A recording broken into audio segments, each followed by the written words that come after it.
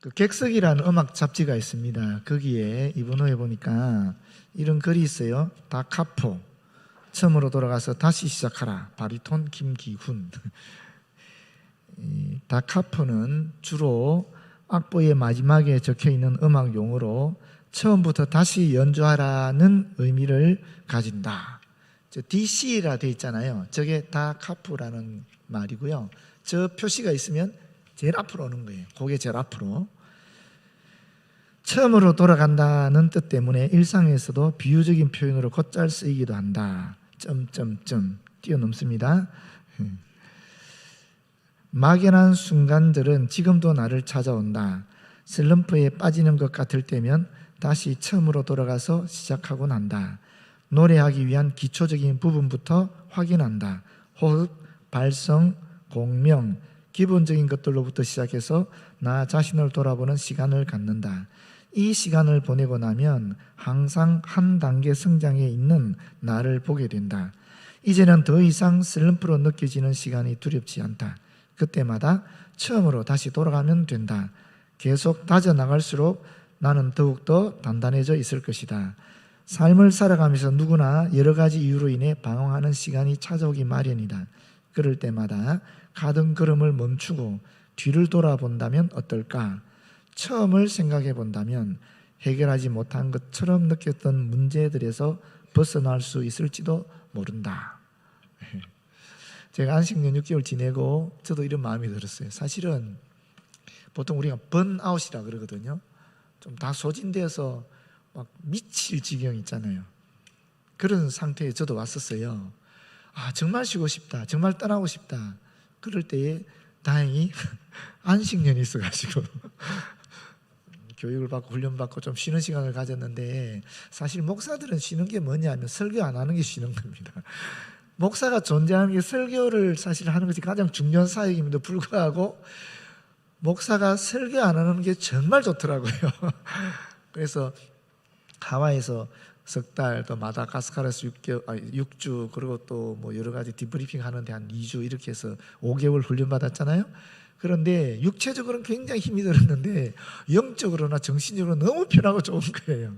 계속 내가 그전에 펀했는데 이제는 오히려 내가 받으니까 막 충족이 되고 너무너무 좋더라고요. 그게 진짜 저는 정말 안식을 누렸다라고 생각해요. 여러분 죄송한데 여러분들도 안식을 좀 누렸으면 좋겠어요. 이스탄불에서도 사실은 그 이영근 장로님 부부 또 박상필 집사님 부부를 만났어요. 그분들 만나서 같이 식사도 하고, 또 그분들은 저랑 만나고 나서 그리스 쪽으로 버스 타고 넘어가서 또 한 6주인가 도신다 그러더라고요. 두 분 다 은퇴하시고 이렇게 다니시는 모습 보니까 참 보기 좋더라고요. 하여튼 제가 말씀드리고 싶은 것은, 그렇게 이제 번아웃 상태에서 다시 주님의 은혜 가운데 쉬면서 충만하게 되니까 어떤 마음이 드느냐 하면 이 마음이 드는 거예요. 다시 처음으로. 그런 마음이 딱 드는 거예요. 왜냐하면 제가 지난 8년 동안 있으면서 제가 우리 교회에서 여러 가지 시행착오도 거치고 또 기쁜 일도 많았고 또 슬픈 일도 있었고 또 힘든 일이 있었지 않았겠습니까? 제 나름대로는. 또 여러분들과 만남 속에서도 마찬가지죠. 이제는 8년 지내면서 여러분에 대한 기억이 저에게 쌓이잖아요. 저도 모르게 이런 부분은 아닌데 싶은 것도 있고, 이런 부분 나도 본받아야 싶은 부분도 있지 않았겠습니까? 그런데 안식년 끝나니까 드는 생각이 다시 처음으로 하는 마음이었어요. 근데 성경에 보니까 오늘 본문에 똑같은 내용이 있는 거예요.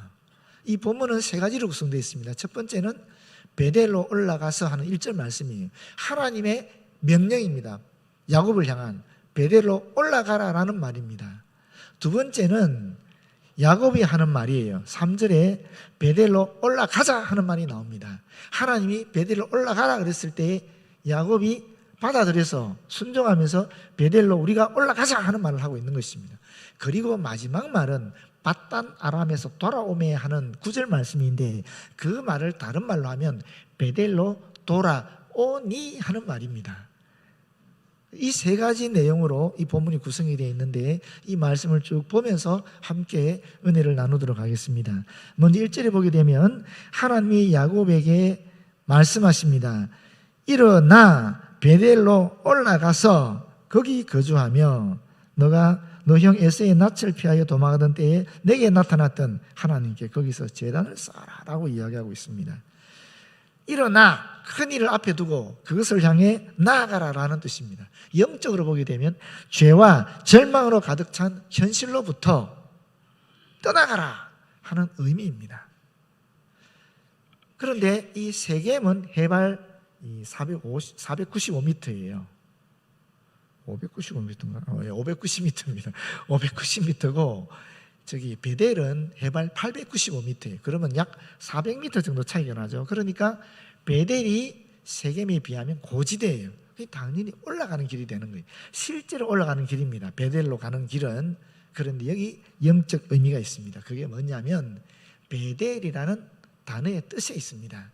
베델은 베이트 엘, 엘은 하나님이거든요. 베이트는 집이에요. 그러니까 하나님의 집이라는 뜻이에요. 영적으로 베델로 올라가라는 소리는 무슨 말이냐면은 하나님의 집에 가라라는 것입니다. 하나님의 집으로 나아가라, 하나님께 나아가라 하는 그런 의미를 갖고 있습니다. 하나님께 지금 야곱에게 세겜 네가 있는 그곳을 떠나서 하나님의 집 베델로 가라, 나에게 나오라, 그렇게 이야기하고 있는 것입니다. 왜 이런 얘기를 하는가? 창세기 28장을 보게 되면 야곱이 형 에서의 죽음의 위기로부터, 위협으로부터 도망을 치지 않습니까? 도망을 치다가 피난길에 가는데 너무 지친 거예요. 너무 피곤한 거예요. 그래서 길거리에 쓰러져 잠을 잡니다. 잠을 자는데 그때 하나님께서 꿈에 하늘과 땅을 이어주는 사닥다리 환상을 보여주시고 야곱에게 말씀하시기를 나는 아브라함의 하나님, 이삭의 하나님이다. 내가 아브라함과 이삭에게 준 복을 너에게 허락하겠다. 이런 언약을 하시는 거예요. 계시를 주시는 거예요. 얼마나 야곱이 기뻤겠어요. 지금 정처 없이 그야말로 아무것도 없고 몸만 들고 지금 몸만 가지고 가고 있는데 하나님이 그렇게 약속해 주시니 너무 고맙고 감사한 거예요.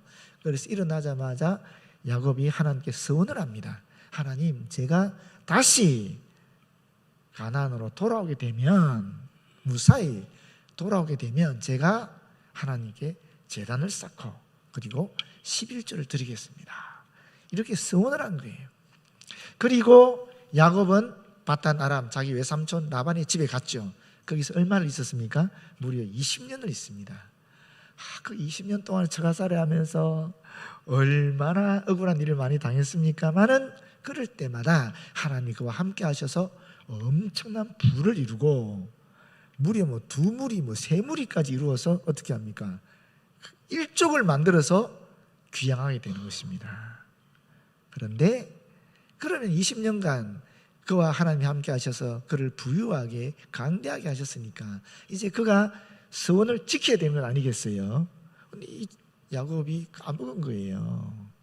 베델로 가지 않고 세겜에 정착하게 된 거예요.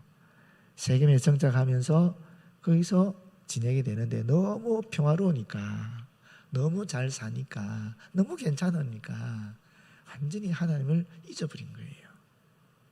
베델의 서원을 완전히 잊어버린 거예요. 그때 하나님께서 그를 징계하시는 겁니다. 가나안 땅에서 무려 10년을 살았는데 그때 하나님이 징계하는 방식이 뭐냐면 야곱에게는 어여쁜 딸이 하나 있었어요. 외동딸이죠. 디나라는 딸입니다. 이 디나가 세겜 지역에 놀러 갔다가 그 세겜을 다스렸던 족장의 아들인 세겜의 마음에 들었어요. 그 동네 이름도 세겜이고 그 지역을 다스리는 족장 이름도 세겜입니다. 그럼 이 세겜이 얼마나 유력한 사람인지 알겠죠, 그죠? 이 세겜이라는 사람 때문에 그 지역이 세겜이 됐는지도 모르는 거예요. 그 세겜의 마음에 들게 되니까 세겜이 그를 강제로 데려가서 강간해 버린 거예요. 그런데 디나가 너무 마음에 들어서 이 세겜이 자기 아버지에게 얘기를 해서 야곱에게 옵니다. 그리고 청혼을 하는 것입니다. 내가 디나를 내 아내로 맞이하고 싶다라고 청혼을 한 것입니다. 그 소식을 들은 이 디나의 친오빠들, 여러분 아시죠? 야곱은 본처가 둘이 있고 첩이 둘이 있는 거 아시죠?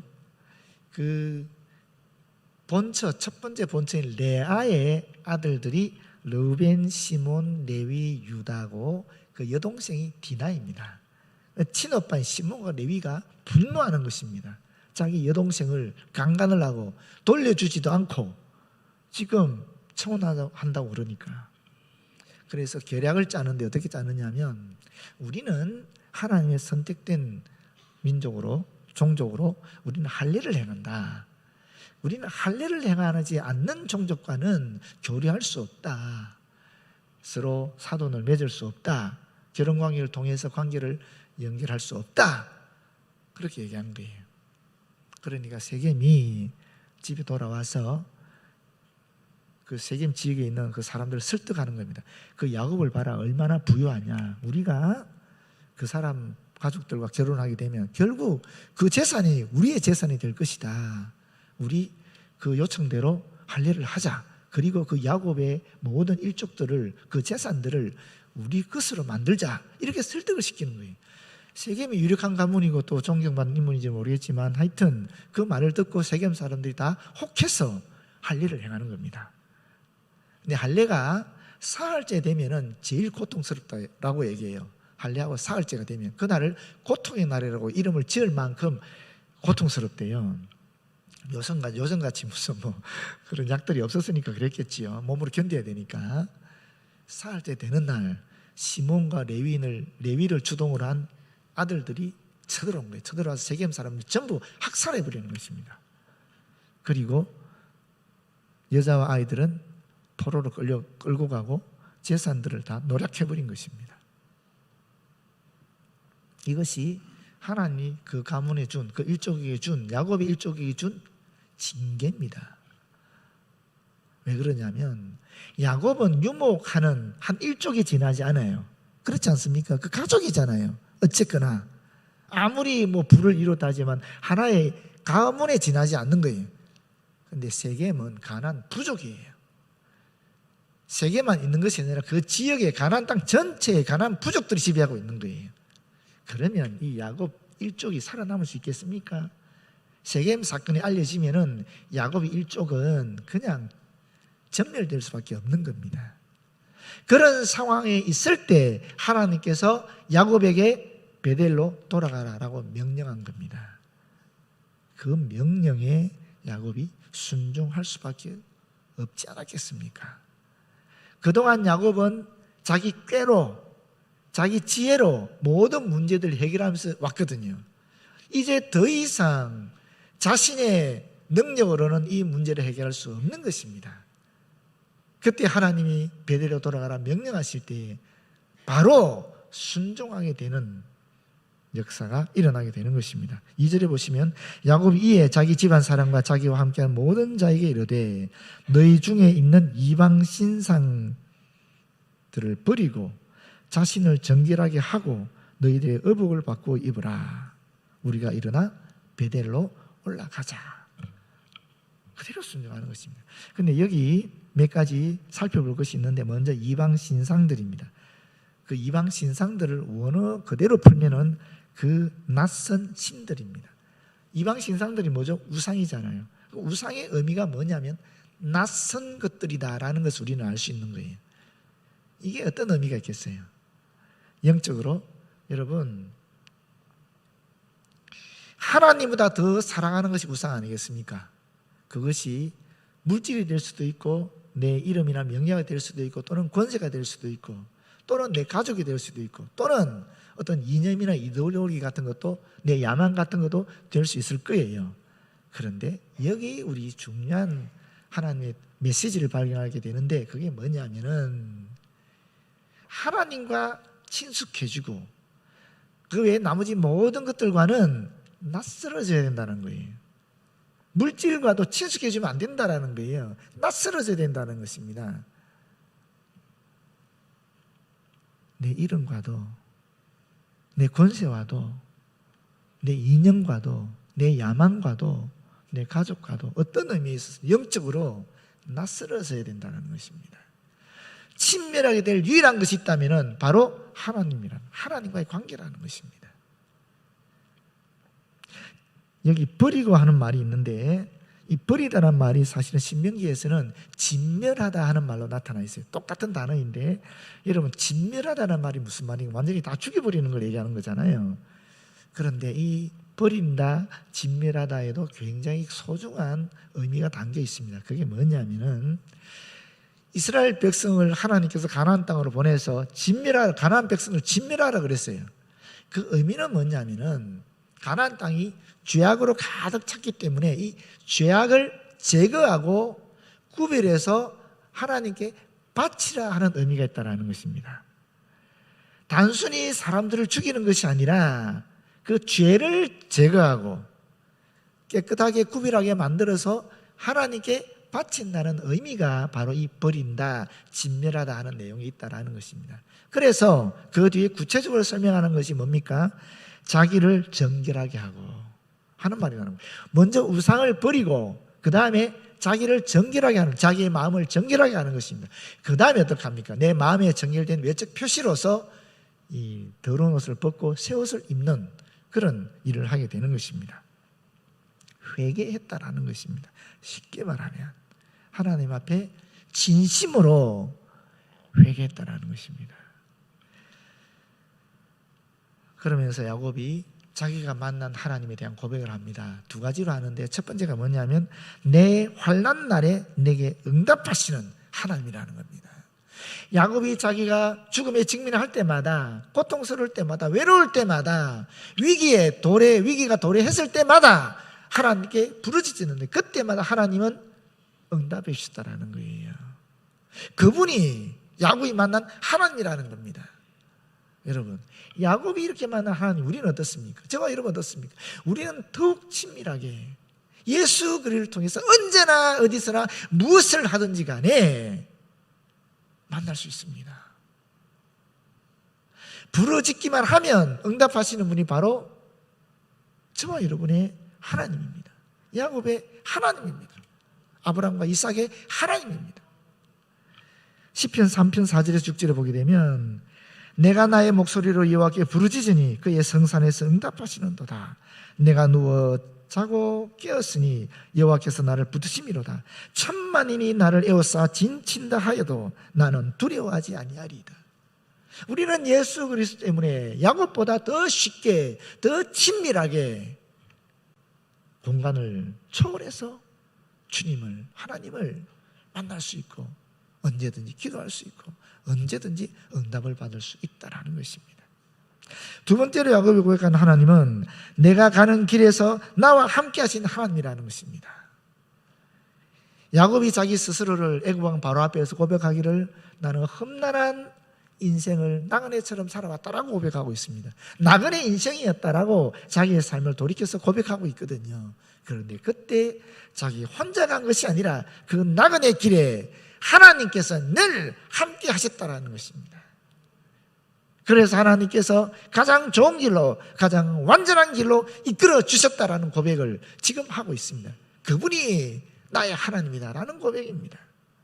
야곱만 그렇습니까? 저와 여러분 그렇지 않습니까? 돌이켜 보십시오. 지금 내가 이 자리에 있는 것이 과연 내 능력으로 내가 잘나서 있는 것인가?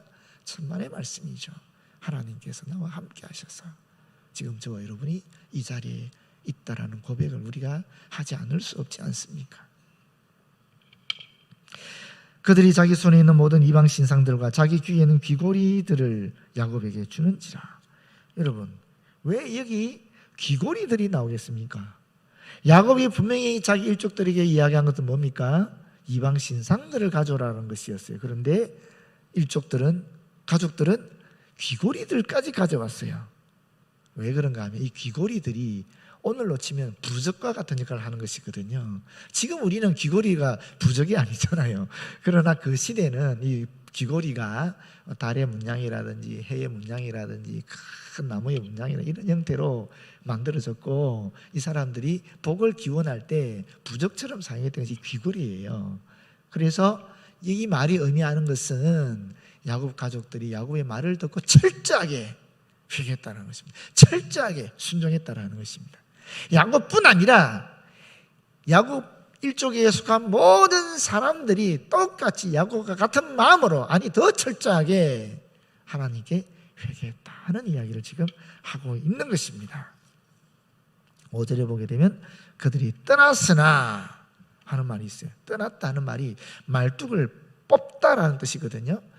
그 당시에는 장막을 쳤으니까 유목민들은 떠난다는 말이 장막을 칠 때 말뚝을 뽑아야 떠날 수 있지 않겠습니까? 이런 의미인데, 여기 영적 의미는 뭐냐면은 조금의 미련도 두지 않고 완전히 철수했다라는 것입니다. 세겜에서 10년을 살았거든요. 왜 베델로 가지 않고 세겜에 살았겠습니까?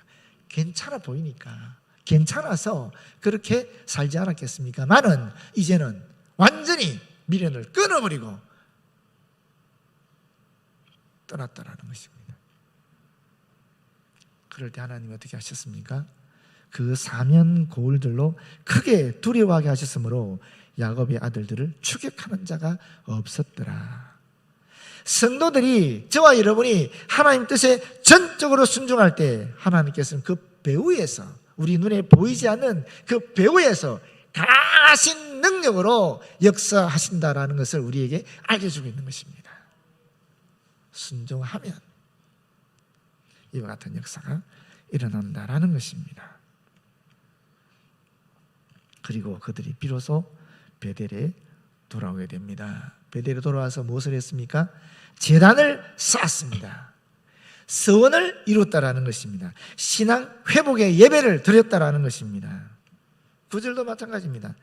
바단 아람에서 돌아오매 베델에 이르렀다라는 것입니다. 베델에 돌아오니 하나님이 다시 야곱에게 나타나서 그에게 무엇을 했습니까? 복을 주셨습니다. 하나님께서 야곱에게 5번 나타나셨는데 28장 10절에, 31장 11절에, 32장 38절에, 35장 1절에, 그리고 지금 30장 9절에 5번 나타나셨는데, 마지막에 나타났을 때 하나님이 그에게 복을 주시고, 왜 나타나셨는가? 복을 주시기 위해서 나타나셨다는 겁니다. 4가지 복을 주셨는데, 첫 번째는 10절에 나오는 다시는 야곱이라 하지 않고 이스라엘이라 부르겠다라고 얘기하고 있습니다. 사실 야곱은 브니엘에서 하나님의 사자와 씨름하면서 그때 이스라엘이라는 이름을 받았거든요. 그런데 야곱이 하나님을 떠났어요. 이긴 자에 걸맞는, 그 칭호에 걸맞는 삶을 살아가지 못해서 야곱이 되었거든요. 근데 이제 하나님께 다시 돌아와서 전적으로 하나님 위해 살겠다라고 헌신하는 신앙 회복의 예배를 드리고 있으니 이스라엘이라는 이름을 다시 허락하시는 겁니다. 두 번째는 11절에 나오는 생육하며 번성하게 되는 것입니다. 우리가 생육하며 번성하다는 게 수가 많아지는 것을 생각하기 쉬운데 꼭 그렇지는 않습니다. 그 의미도 있지만 저 생육한다는 말은 열매를 맺는다라는 뜻입니다. 그러니까 후손 한 사람 한 사람이 결실한 열매처럼 그런 존재가 된다라는 거예요. 뿐만 아니라 번성하다라는 것도 수가 많아진다는 의미도 있지만 동시에 그 안에는 큰 자가 된다 하는 의미를 내포하고 있습니다. 단순히 수만 많아질 뿐만 아니라 그 많은 수의 후손을 한 사람 한 사람들이 다 큰 자가 되고 열매를 맺는 결실한 자가 된다, 그런 의미를 담고 있는 거예요. 그런 복을 주겠다라는 것입니다. 세 번째는 왕들이 야곱을 통해 나게 된다라고 11절에 이야기하고 있어요. 여러분, 야곱의 아들들 중에 유다가 있지요. 유다의 후손 중에 누가 있습니까? 다윗이 있죠. 다윗이 이스라엘 왕이 되지 않습니까? 그리고 다윗의 후손들이 쭉 왕들이 돼서 쫙 나오잖아요. 그대로 이루어졌죠. 뿐만 아니라 왕들 중에 왕이 누굽니까? 예수 그리스도시죠. 예수 그리스도가 다윗의 후손으로부터 나오지요. 그뿐입니까? 영적으로 우리 또한 영적 이스라엘 백성들 아닙니까? 뿐만 아니라 우리는 왕 같은 제사장이라, 우리 또한 왕들이라는 거예요. 그렇게 이 예언의 말씀이 오늘에 이르기까지 이루어졌다라는 겁니다. 마지막 네 번째는 아브라함과 이삭에게 준 가나안 땅을 야곱과 그 후손들도 받게 된다라고 12절에 이야기하고 있습니다. 이 말씀은 어떻게 이루어지느냐 하면 여호수아를 통해서 가나안 땅이 일부 이루어집니다. 하나님께서 아브라함에 주신 이 약속의 땅은 사실은 애굽 강에서부터 유브라데스 강까지거든요. 그런데 이 모든 지역을 여호수아가 회복하지 못합니다. 여호수아 때 못하고 언제 되느냐 하면은 솔로몬 왕 때 됩니다. 솔로몬 왕 때 비로소 애굽에서 유브라데스 강까지 이르는 이 거대한 가나안 지역을 다 정복하게 됩니다. 그때 솔로몬 때 이 예언이 이루어진다라고 볼 수 있습니다. 한마디로 말씀드리면 이 네 가지 복은 뭐냐면은 아브라함과 이삭이 하나님으로 받았던 모든 복을 야곱이 완전하게 계승하게 되었다라는 것을 말하고 있는 것입니다. 야곱이 14절에 보게 되면 하나님이 자기가 말씀하시던 곳에 기둥 곧 돌기둥을 세우고 그 위에 전제물을 붓고 또 그 위에 기름을 붓고 하나님이 자기가 말씀하시는 곳 이름을 베델이라 불렀더라 이렇게 말씀하고 있는데 여기 보십시오. 이제 서원이 완벽하게 이루어지는 것을 볼 수 있죠. 돌기둥을 세우면서 제단을 쌓은 거잖아요. 그죠? 번제, 이게 뭡니까? 전제물이라 그랬는데 이 전제물은 성경에서 여기 처음 나오는 단어이고요. 이 전제물은 뭐냐면 붓는 제사를 의미합니다. 이것이 전통이 되어서 이스라엘 백성들이 일반적인 제사 형태가 되었는데 이 붓는 제사는 번제나 소제와 더불어서 행해졌습니다. 뭘 부었냐면은 발효 음료를 부었습니다. 발효 음료를 부었습니다. 그런데 이 같은 내용이 디모데후서 4장 6절에 나옵니다. 바울이 이렇게 말하고 있습니다. 전제와 같이 내가 벌써 부어지고 이게 바로 전제물을 얘기하는 것입니다. 붓는 제사를 얘기하는 것입니다. 나의 떠날 시각이 가까웠다. 바울이 자신이 죽음이 임박하게 될 때에 감옥에서 보낸 편지가 디모데후서 아니겠습니까? 바울은 복음을 전할 때 순교할 각오로 복음을 전했거든요. 그런데 이제 드디어 죽음이 자기 가까이 왔다는 걸 느끼면서 나는 내 피를, 내 생명을 주님 앞에 전제물로 드린다 하는 고백을 하고 있는 것입니다. 여기 전제물을 붓고 또 그 위에 기름을 붓는다라고 되어 있습니다. 이 기름은 두 가지 의미가 있어요. 첫 번째 기름은 이 구별 때문에 의미가 있습니다. 거룩하게 구별하는 의미가 있고 두 번째는 기쁨의 상징이 구별입니다. 그러니까 이 앞에 전제물을 붓는다는 것은 이제 야곱이 그 이전에는 자기를 위해서 어떤 이기적인 삶을 살고 자기의 생각대로 자기의 꾀로 자기의 지혜로 사람들을 속이면서 살아왔다면 이제는 그렇게 살지 않겠다라는 헌신 내지 결단의 의미입니다. 이제는 하나님을 위해서 하나님 중심으로 하나님 말씀대로 살아가겠다는 이 헌신이 전제물로 드러나는 것이고 기름을 붓는다라는 것은 거기에 대한 이제 구별된 삶을 살아가는 그 기쁨, 그 감사를 하나님께 올리고 있는 그런 내용을 의미하고 있습니다. 여러분, 이것이 본문의 내용인데 우리 모두는 사실 그리스도인으로서 하나님이 이와 같은 은혜를 누리면서 살아가기를 원하고 있습니다. 그런데 이 은혜에 대해서 우리 1대 장로님이신 한봉규 장로님이 지난주에 돌아가셨지만은 그분이 하신 말씀이 있습니다. 조금 시간이 되었지만 그 얘기를 좀 들어보겠습니다. 은혜 받는다는 게 이미 우리는 은혜 속에 사는데 모르고 있을 뿐이지 은혜 받는다는 것 자체를 깨닫는다는 건데 근데 은혜 받을 사람이 누구냐면은 영어로 얘기를 하는데 마음속에 I am something 나는 뭔가 대단한 존재야 이 생각을 가지고 있는 나는 은혜 자체를 느끼질 못한다. 와도 말이야.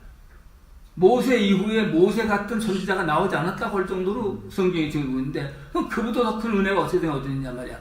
그런데 모세가 그럼 처음부터 하나님이 했냐? 아니다. 그 태어나자마자 저희 엄마의 젖도 못 바라보고 남의 집에 가서 살아야 되는데 그땐 자기가 왕자의 행사를 하면서 그야말로 I am something으로 살 때 하나님과 관계 아무것도 없단 말이야. 근데 언제부터 하나님이 그러면 모세를 형제같이 대해주고 그 후에 선지자가 모세 같은 사람이 안 나오게 해줬냐? 광야에 가서 40년 동안 더부살이 초가살이 할 그거밖에 없잖아요. 그 사람이 가졌던 재산이 뭐냐? 부지 재산이라면 자기 지위가 양쪽이서는 막대기 소위 지팡이라고 그랬지만 부지 말하면 재산 그거밖에 없다 이거. 그때 뭐 하나님이 가시덤불 앞에서 나타나는 거다. 그러니까 뭐냐? I am nothing. 나는 아무것도 아니야. 할 때 하나님이 나타나셔서 모세하고 부르시는 거예요. 그러니까 당신이 정말 장로서 은혜 받고 살고 싶으면 I am nothing. I am nothing을 매일 당신 기도 속에서 생활 속에서 I am nothing 살고 살아. 제가 느낀 게 이것이에요.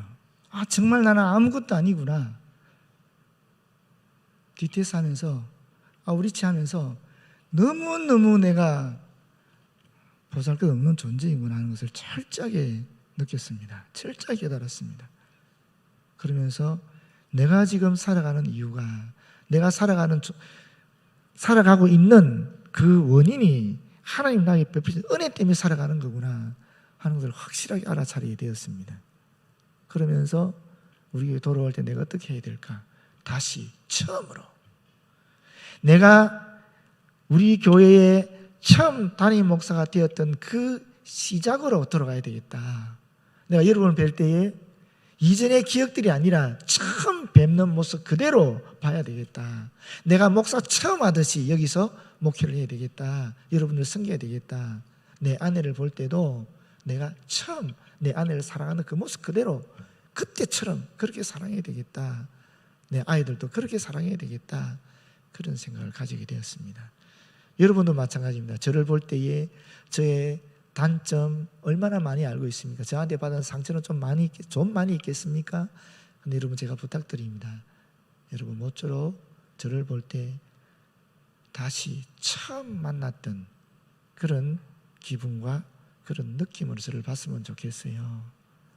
우리는 이미 은혜 속에 있는데 그렇게 하지 않으면 이 은혜를 깨닫지도 알 수도 없습니다. 겸손하게 내가 정말 아무것도 아니야 하면서 예전에 우리 속에 있었던 모든 잘못된 기억들, 서로 상처받은 기억들 다 성령이 불로 태우시고 처음 만난 그 모습으로 다시 하나님께서 우리 교회에 향하신 그 뜻을, 그 목적을 바라보며 함께 성령님과 더불어 걸어갔으면 좋겠습니다. 기도하겠습니다. 아버지 고맙고 감사합니다. 다시 처음으로 만나고 섬기고 사랑하기를 원하오니 주의 성령께서 은총을 다하셔서 우리에게 이 마음을 허락하여 주시옵소서. 그래서 우리 모두 하나님이 이 땅에 이 교회를 세울 때 처음 이루고자 하셨던 그 목적을 온전히 이루어 나갈 수 있도록 인도하여 주시옵소서. 예수님 이름으로 기도드립니다. 아멘.